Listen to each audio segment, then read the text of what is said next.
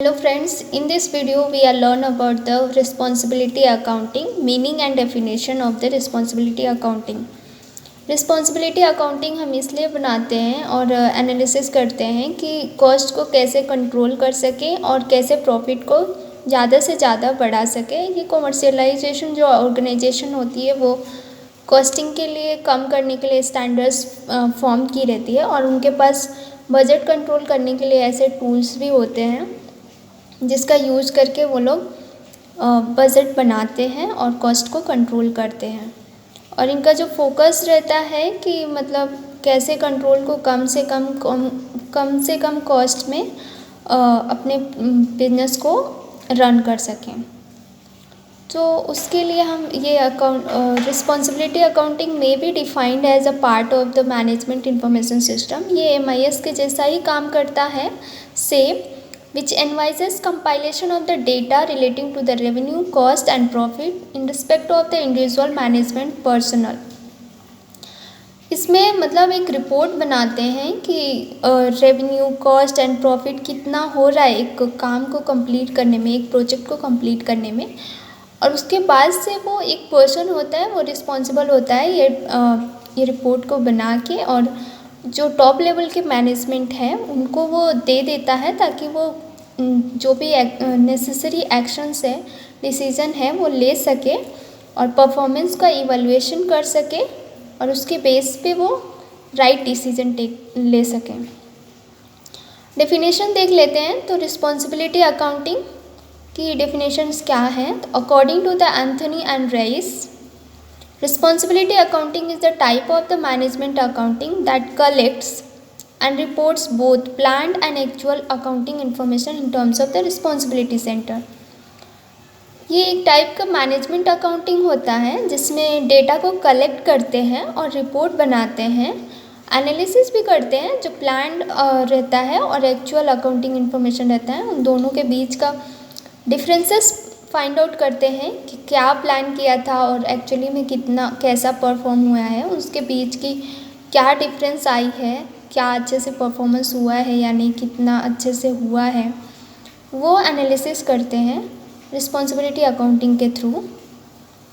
Then दूसरा definition हम देख सकते हैं according to the Charles, responsibility accounting is the system of accounting that recognise the various decision centers throughout the organization and trace costs to the individual manager who are primarily responsible for making decision about the cost in the question।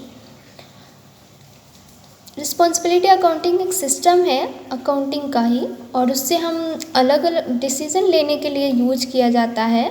जो भी company में क्या cost चल रही है, क्या management चल रहा है, कैसे चल रहा है, सब लोग अपना परफॉर्मेंस ठीक से कर रहे हैं या नहीं, उस सब को एनालिसिस करने के लिए रिस्पॉन्सिबिलिटी सेंटर बनाया जाता है। नेक्स्ट हम देखते हैं फीचर्स क्या क्या हैं।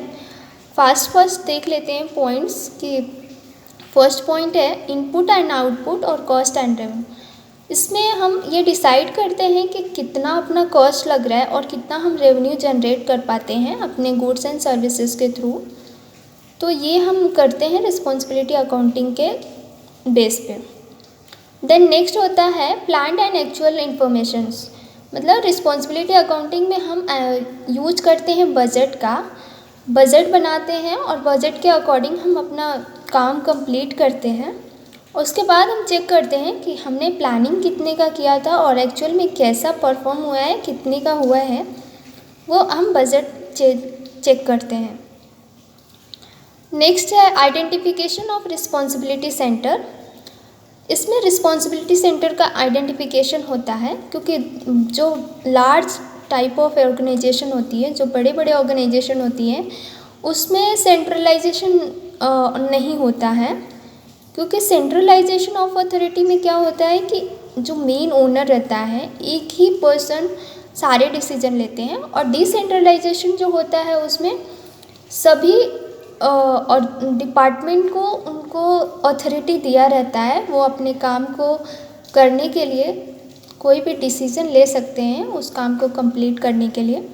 उन्हें टॉप लेवल के मैनेजमेंट से बार बार उनको परमिशन नहीं लेनी पड़ती है और इसमें अलग अलग डिपार्टमेंट्स होते हैं, जैसे कि HR department, finance department, research and development department, ऐसे बहुत सारे डिपार्टमेंट्स होते हैं और सबके रोल्स एंड रिस्पॉन्सिबिलिटी अलग अलग होते हैं और सभी लोग अपना अपना रोल्स एंड रिस्पॉन्सिबिलिटी टास्क जो भी रहता है वो कंप्लीट करके रिपोर्ट बना के टॉप लेवल मैनेजमेंट को देते हैं। उसके बाद से है relationship between the organisation structure and responsibility accounting system. तो ये डिपेंड करता है कि जो ऑर्गेनाइजेशन का स्ट्रक्चर है वो कैसा है, वहाँ का डिवीज़न कैसा है, उनका फंक्शंस कैसे हैं, उसके बेस पे उनका रिस्पॉन्सिबिलिटी अकाउंटिंग सिस्टम डिपेंड करता है। नेक्स्ट है assigning cost to the individual, limiting their efforts to controllable cost. जो कॉस्ट रहता है वो फिक्स हो जाता है एक इंडिविजुअल्स पे कि क्या क्या किसके ऊपर कितना कॉस्ट आएगा और उसके बेस पे हम लोग कॉस्ट का कंट्रोल करने की कोशिश करते हैं। नेक्स्ट होता है ट्रांसफ़र प्राइसिंग पॉलिसीज़। बहुत सारे जो छोटे छोटे कंपनियां होती हैं वहाँ पे तो डिसेंट्रलाइजेशन नहीं होता है, बट बड़े बड़े जो ऑर्गेनाइजेशंस होती हैं वहाँ पे डिसेंट्रलाइजेशन डिवीज़न होता है। इसका सिंपल मीनिंग ये है कि जो वहाँ पे एम्प्लॉयज़ हैं, जो स्टाफ्स हैं, जो काम कर रहे हैं, उनको अथॉरिटी दिया जाता है काम को कंप्लीट करने के लिए। तो वो होता है transfer pricing policies. And performance report ready करते हैं फॉर द आगे के इंफॉर्मेशन के लिए और डिसीजन लेने के लिए। That's all in this video. Responsibility accounting का मेन ऑब्जेक्टिव्स का क्या है वो हम देख लेते हैं। पहला ऑब्जेक्टिव है कॉस्ट को कंट्रोल करने के लिए, रेवेन्यू एंड फाइनेंशियल रिसोर्सेज को कंट्रोल करने के लिए कि कैसा है क्या है। Then to facilitate the evaluation of the divisional and departmental performance, पता करने के लिए, फैसिलिटीज़ प्रोवाइड करने के लिए, इवैल्यूएट करने के लिए कि डिविजनल का और डिपार्टमेंटल का परफॉर्मेंस कैसा है, किनको क्या नीड्स है वो कंप्लीट करने के लिए। देन थर्ड है to determine the contribution to the income of each responsibility centre, determine करना contribution to the income of each responsibility centre. जो भी रिस्पॉन्सिबिलिटी सेंटर्स हैं उनके क्या क्या कंट्रीब्यूशन है इनकम्स को जनरेट करने के लिए, वो पता करने के लिए हम करते हैं।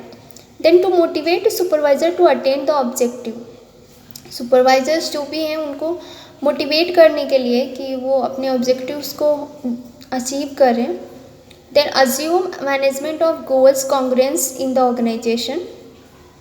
एंड लास्ट है responsibility accounting enables management to pinpoint area of the weakness in the organization and determine whether the cost and expenses incurred in each sub-units proportionate to its contributions to the company's income.